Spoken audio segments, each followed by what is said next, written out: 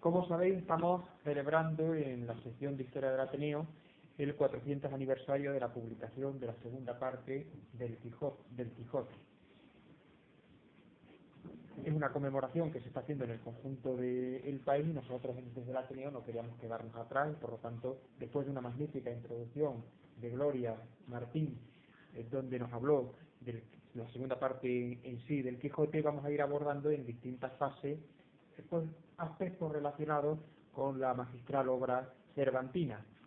La música en el Quijote, las mujeres en el Quijote, las modas y vestidos en el Quijote, el contexto histórico enmarcado, por ejemplo, en la Plaza de Madrid, que dará Marcelino, y hoy nos tocaba además un tema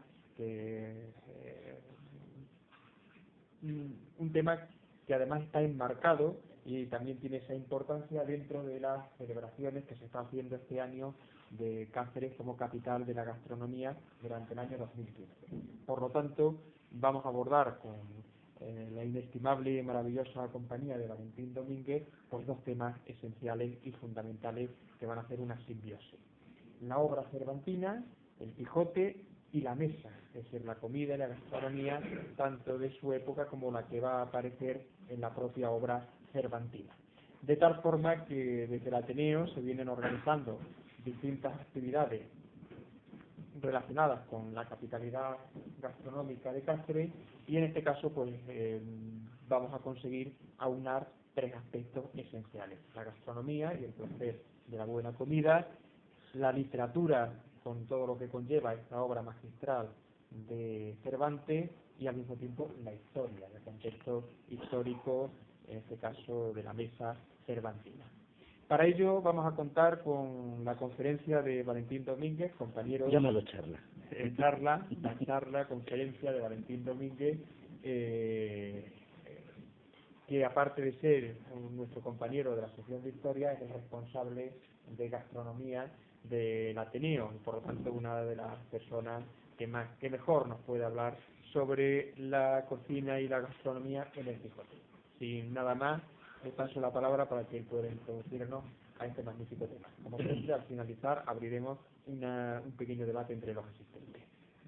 Bueno, para empezar, disculpadme porque esta mañana me he levantado con la garganta hecha polvo, pero vamos, me voy a hacer oír, vamos, no os preocupéis por eso. Esta conferencia, esta charla, me la encargó Gloria allá por los meses de mayo, junio del año pasado, y ya llevaba yo tiempo preparándola, basándose en una preguntita que le había hecho y que al final se va a quedar sin contestación. Así que te lo tengo que agradecer a ti porque he aprendido mucho con esto. Seguramente Cervantes se conocía perfectamente lo que era el territorio nacional, todo lo que era la España, sobre todo de su tierra, y la describe muy bien.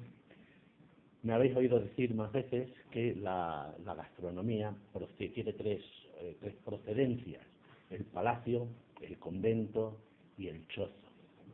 Cervantes se olvida del convento apenas, no habla nada de lo que es la comida de curas, frailes y monjas, sí de palacio, la comida en la casa de los duques, pero sobre todo la comida pastoril, la comida en el campo y la comida en las casas. Nos va a relatar qué es lo que se come en el menú de Sancho en la ínsula Barataria, en las bodas de Camacho, del rico agricultor, lo que se come en su casa, lo que comen los pastores, lo que comen los caminantes que hay por los caminos. Todo eso nos lo va describiendo poco a poco. Y ya sabéis, empezamos por algo que sabe todo el mundo, ¿verdad? Es de qué se alimentaba un hidalgo en aquellos tiempos. Dice Cervantes que las 3/4 partes de su hacienda las gastaba en una olla algo más vaca que carnero. ¿Por qué dice una olla algo más vaca que carnero? Porque curiosamente en aquella época el carnero, la oveja, estaba muy apreciada y la carne de vaca menos, exactamente al contrario de lo que pasa ahora. Pero lo que hay es una olla. La olla es el símbolo de la comida de España durante mucho tiempo, durante mucho tiempo. ¿Os acordáis de la canción popular que está en la zarzuela? Mucho vestido blanco, mucha parola y el puchero en la lumbre con agua sola. O sea que todavía era más pobre que lo tenía que el Quijote, que tenía para echar algo más vaca que carnero. El plato principal de toda España, donde quiera que vayáis, es la olla podrida, que no quiere decir que esté pocha, sino que está podrida, que está llena de sustancia. Esas sustancias que tienen es lo que se llamaban principios. También Quevedo habla, que comieron una comida eterna sin principio ni fin, porque no tenía la carne esa. Dice Publio Hurtado que la comida de los cacereños del siglo XIX era la olla podrida, todos los días la olla podrida, salvo excepciones, entre ellas la del buche, por San Antón, por San Blas, por La Paz y por las carnestolendas. Y el resto de los días era la olla podrida, de la cual lo que se sacaba era el agua, el caldo que había, y se solía tomar con legumbres, principalmente con garbanzos, aunque también los viernes se le iban a poner lentejas, ¿verdad? Dice también, esto lo tengo por aquí apuntado, esto de Publio Hurtado, tengo tomada la nota a mano. No se opinaba bien de la familia que a diario se regalase con tal extraordinario, se refiere a los principios. Se la tildaba de despilfarradora y se le presagiaba la inminente ruina. Eso es lo que dice Publio Hurtado acerca de esto. Así que es la olla lo que está. Y de ahí vamos a ir sacando todas las cosas que se van a comer. Una olla algo más vaca que carnero, salpicón las más noches. El salpicón era la carne de la vaca que estaba allí, después de muchas horas de cocción, estaba muy blandita, se la picaba menuda y se comía con cebolla y se aliñaba con aceite vinagre. Y eso era el salpicón. Hoy día ya entendemos por salpicón cosas más ricas, ¿verdad? Se le agregan otras historias. Duelos y quebrantos los sábados.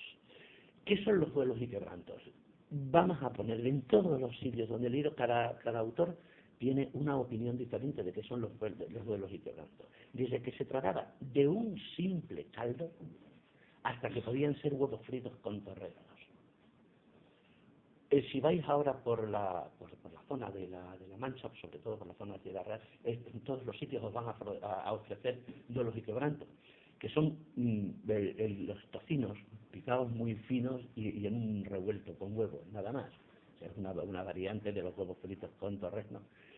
Pero también dicen que se llamaban así porque los judíos se quejaban de que les obligaban a comer carne de cerdo para demostrar la veracidad de su abrazar a la fe, de su cambio de fe, porque comían esas cosas. Fijaos que las matanzas en Extremadura todavía siguen siendo públicas, al cerdo se le mata en la calle y en algunas zonas como La Vera incluso se llama al tío de la flauta y el tamboril para que lo oiga todo el mundo y sepa que son, que aunque fuesen judíos, que son conversos.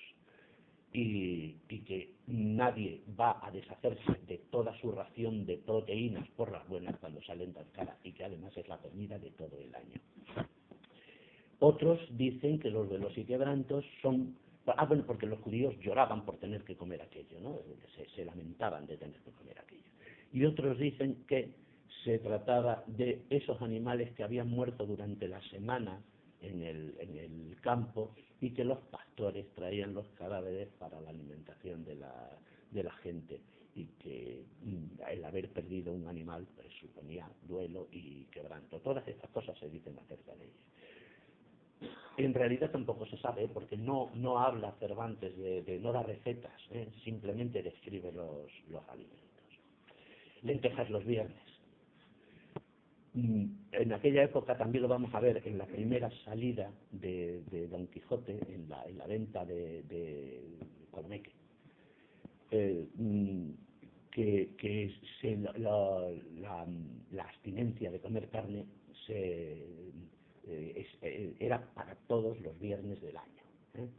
Bueno, y sigue siendo en realidad. Era para todos los viernes del año, y lo normal era que para no comer carne comían eran las lentejas. Y luego, por último, lo que era realmente su signo de hidalguía, que era que todos aquellos hidalgos tenían en su casa un palomar, y que cogían de vez en cuando, los domingos preferiblemente, un pichón o palomino, y era lo que comían. Decía que la primera salida, como era viernes, dice, le dan para comer un producto que llaman, a ver, ¿dónde lo tengo? Que llaman,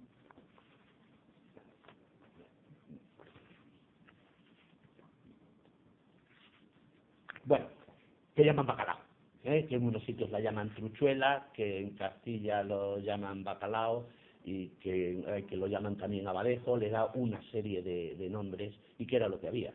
Un bacalao, por cierto, mal cocido y mal remojado y peor cocido, y además acompañado de pan negro. Y en otra ocasión lo que comen son uñas o pezuñas de manitas de vaca, acompañadas de garbanzos, cebollas y tocino. Menú de Sancho es cabra, vaca, tocino, cecina, y luego lo de siempre, lo que había en todas las mesas de pobre: nabos, cebollas y pan muchas veces duro. En aquella época el pan se solía amasar solamente una vez por semana. Claro, no existía todavía el refinamiento de las harinas, y los panes duraban muchísimo tiempo. Y es más, se comía y se apreciaba mucho el pan cuando ya estaba asentado. Los pastores comen leche fresca, sabrosísimos quesos, varias y sazonadas frutas. Cuando habla de frutas sazonadas, muchos de los autores que he consultado dicen que se refieren a frutos secos, que habla de avellanas, almendras, nueces, etcétera. Comen bellotas avellanadas, eso sí que las describen, tasajos de cabra hervidos, como lo llama, como puños de... se los mete Sancho entero en la boca, queso duro, pero tan duro capaz de romper los dientes, y por supuesto vino. Cuando se trata de una comida un poco más rica, pues ahí están las bodas de Camacho, que van por el campo y se encuentran con esto, con que están las bodas. Y esto sí que es tremendo, porque hay un novillo entero que se está asando en un espeto, espiedo es el nombre castellano, de olmo. Supongo que no se trata de olmo, que se está hablando de un álamo, porque es una pieza de madera más recta y más cilíndrica. Supongo que se refiere a eso, que es donde lo están atando, y que está relleno con 12 tiernos lechones. Es de lo que está lleno. Y se asombra de que haya un auténtico muro hecho con quesos. Y sobre todo se asombra... el novillo está debajo de una montaña de brasas, una auténtica montaña de brasas, y alrededor de esa montaña de brasas hay medias tinajas, como una docena también de medias tinajas, donde se están cociendo cabras, carnero, gallinas, patos, etcétera. Una de las cosas que hacen es espumarle, si no recuerdo mal, 3 gallinas y 2 gansos, que los espuman, los sacan, utilizan la espumadera para sacarlo, para que escurran las liebres, gallinas, pájaros y caza.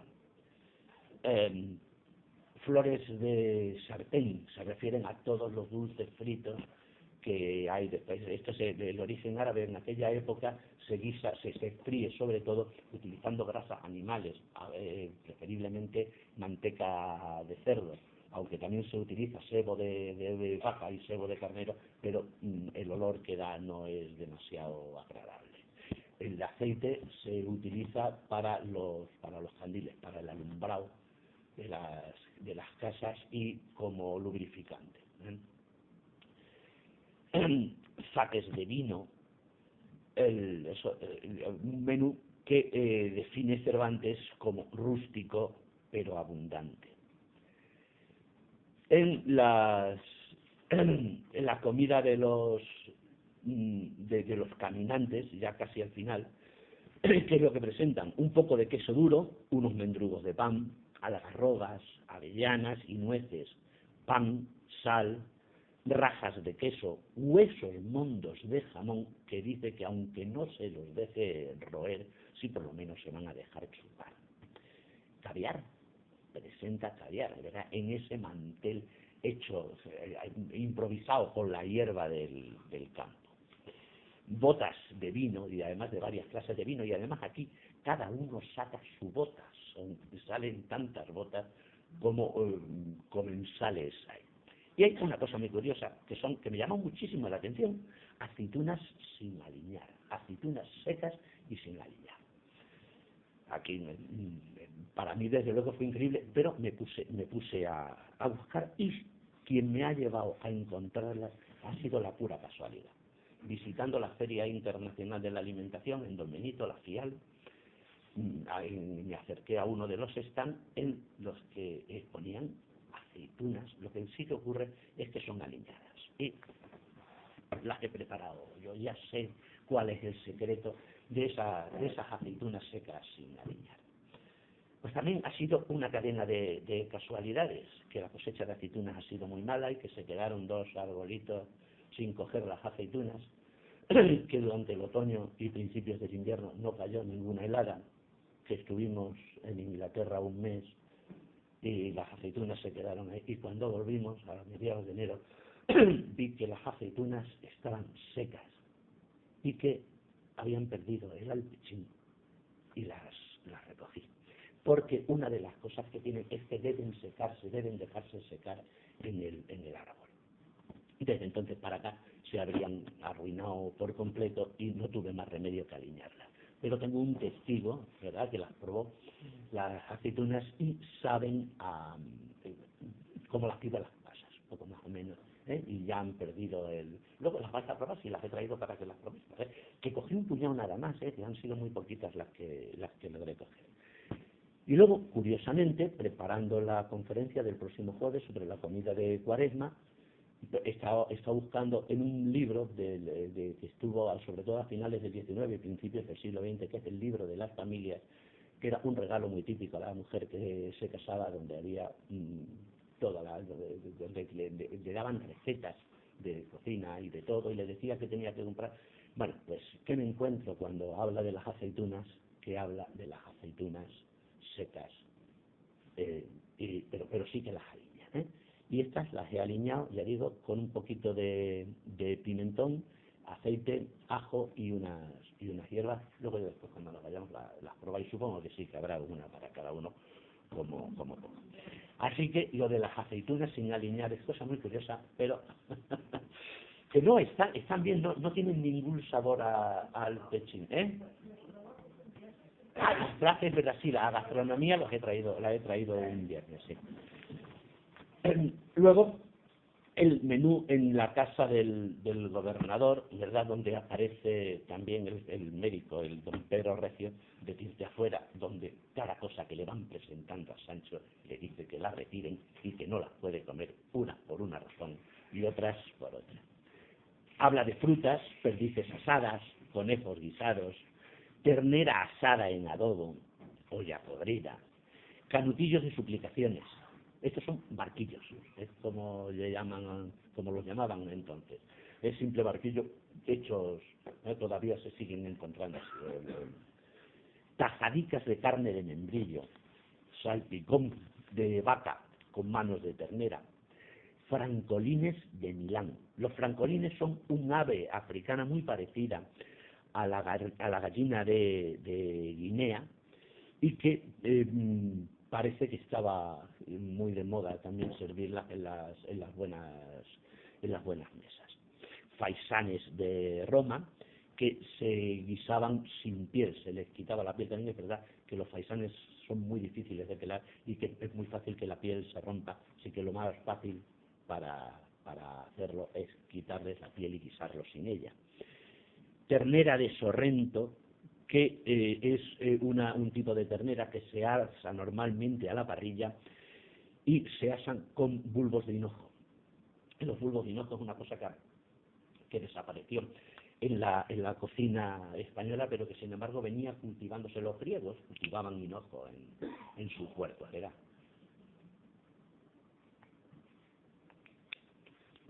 una de las cosas que había. Perdices de morón, estas que estaban más cerquita, ¿verdad? Se las ponían bien, que se asan con manteca. Y luego los gansos de lavajos. Los lavajos es un territorio, son humedales típicos de la zona de la Maraña de Ávila. Todavía se le sigue. Moraña es la Moraña. Entonces, esto es mi caligrafía, está mal, me pasa como arrojado que no me la entiendo yo. Son los humedales, se les sigue llamando los lavajos a los... Ah, se llama lavajos del pueblo. Sí, los humedales, sí, eso sí que seguro que son los humedales. Se citan en el Quijote 88 alimentos, que sería entre las carnes, cabrito, carnero, conejo.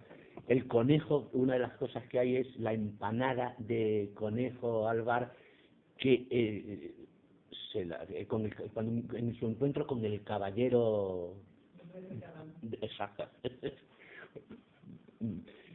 come una empanada de carnero. En aquella época las empanadas estaban muy de moda, tanto es así que los restaurantes de la calle se les llamaban pastelerías, porque lo que se solía preparar en ellos son las empanadas. Curiosamente, las empanadas también han desaparecido prácticamente de la gastronomía española y solamente se siguen habiendo empanadas en Galicia, los hornazos de Salamanca, que además son típicos de esta época, y los bollos preñados que siguen existiendo por ahí en algunos sitios. Me parece que son las tres únicos representantes que quedan de esto. Sin embargo, la cocina inglesa, por ejemplo, pues están a la orden del día. En algunos, pues eso es el famoso de zorro con arándanos. Uno de los... así que hablo del conejo albar, gallinas, el gallipavo. Lo del gallipavo es una cosa que dice Sancho.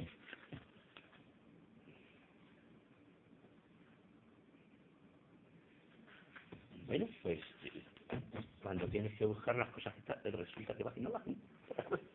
Bueno, que habla de que las comidas que le dan, que no quieren melindres ni cosas de esas, y que prefiere una comida sencilla a aquellas mesas en las que hay gallipavos. Yo creo que gallipavo no se refiere a ningún animal. Hay quien dice que se refería a ese pavo que se asaba y se le volvían a colocar las plumas y que incluso se llegaba a decorar incluso con panes de oro. Pero yo creo que se refiere más bien al animal mítico que no mitológico, mítico. Es como si dijésemos ahora que esas mesas en las que hay puturrupa. Creo que cuando habla del gallipavo se está refiriendo a eso.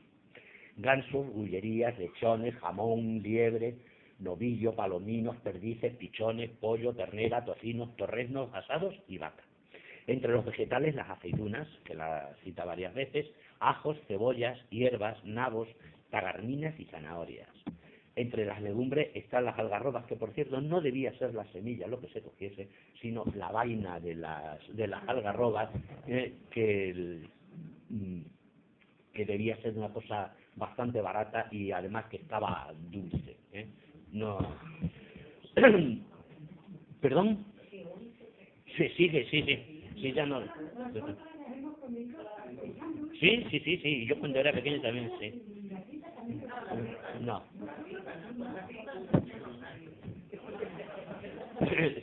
sí. Se va a dar garbanzos, lentejas y trigo. Frutas como avellanas, bellotas, granadas, nísperos, nueces, pasas, piruétano, que no he conseguido averiguar de qué se trata, y uvas. Quesos, manchego, de tronchón, rajas de queso, requesón y leche. Vinos, el añejo, el generoso, el de lo caro, la que han sacado. Los vinos se merecen, vamos, una conferencia, una charla aparte, porque habría que hablar de ellos, porque había muchas clases de vino, ¿no? Desde un vino de lo caro, bueno, muy selecto, para las buenas mesas, hasta el vino de los pobres, que estaba agrio y era de baja graduación, además, el vino estaba mal, pero bueno, algo había que tomar. Condimentos como la sal y pimienta, ajos y aceite. Una de las cosas que hablaba antes, lo decía, era del caviar en la comida que se comen en el campo, porque despertaba la colambre. Bien, no, porque lo he buscado y lo he encontrado, creo que fue en el...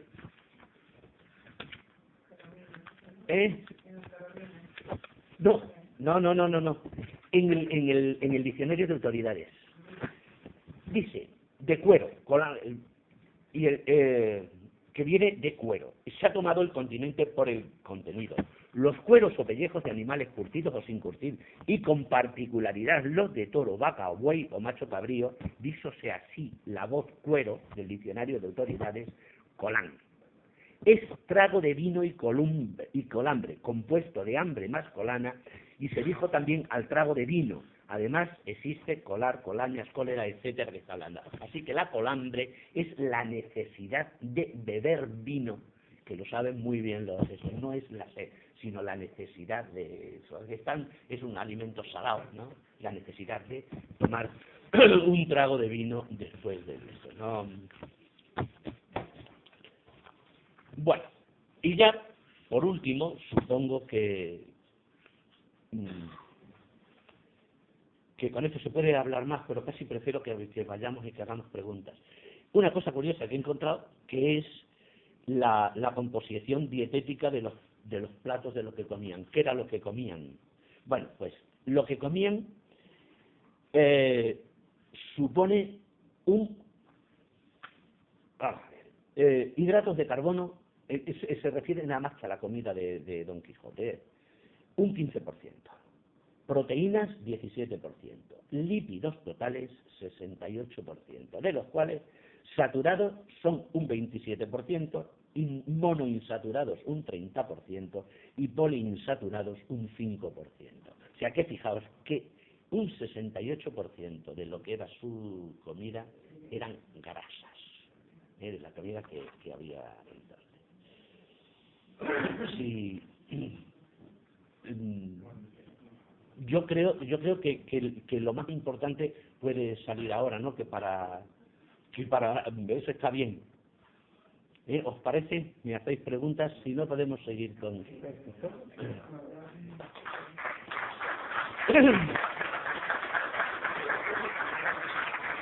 Vale. Carmen, ¿qué hacen? Yo soy del bar. El bar conmigo los más. Sí. El bar conmigo la mayoría.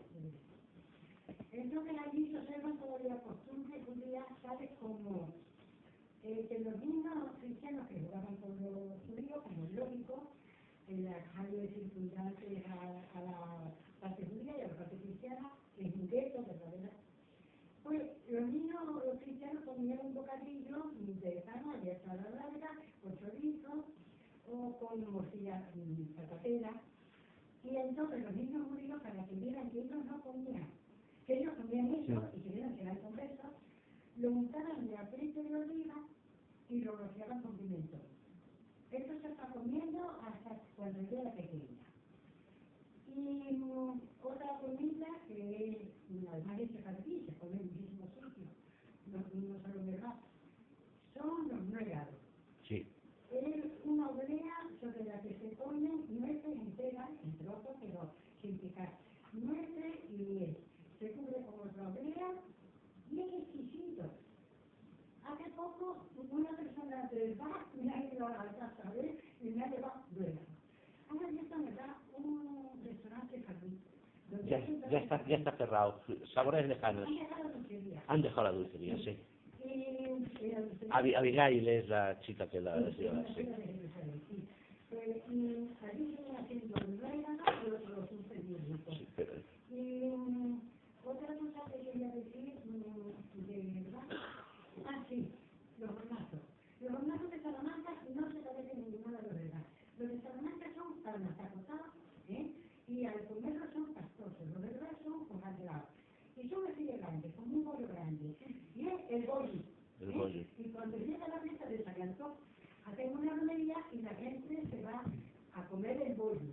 Y tiene canciones que carezcan de doble sentido de ir a comer el bollo. Y el bollo también se come en casar de aquí, en la zona, no, en el pueblo de Sacá se come el bollo. Y yo no sé si será el mismo, ¿verdad? Y allí dicen, la madre del bollo, una aclamación de ellos como muy curiosa, pero no lo sé. Sí.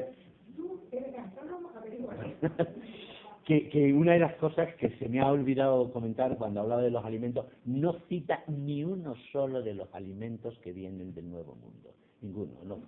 Que no cita ninguno de los alimentos que vienen del Nuevo Mundo. Y sin embargo sí hay constancia de que las patatas se usaban como pienso para los animales, y que también por su bajo precio se utilizaba en los establecimientos de beneficencia y en los manicomios.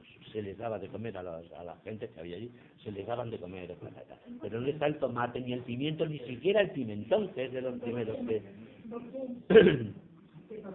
El tomate no entra hasta el siglo XIX y entre otras cosas porque la Inquisición estaba detrás de ellos. Hay una de las cosas que cogí por ahí, bueno, hablando de otra cosa, es que en Madrid a alguien lo había procesado la Inquisición por tener matas de tomate puestas en las ventanas al paso de la procesión del Corpus. El tomate en la época era una planta ornamental, decorativa. Sí. No sé cómo. Marcelino. Bueno, que como te has referido fundamentalmente a la gastronomía en la España cervantina, en la época del Quijote. Sí, bueno, podríamos haber hablado más, Marcelino, perdona, pero me he querido centrar en lo que hay en el Quijote. Ni siquiera he hablado de otras cosas que nombra, como es, por ejemplo, en Rinconete y Cortadillo hay muchas cosas que hablan de eso, o de otros autores de la época. Me he querido ceñir a lo que es en el Quijote. Es muy interesante en cuanto que también para hablar exactamente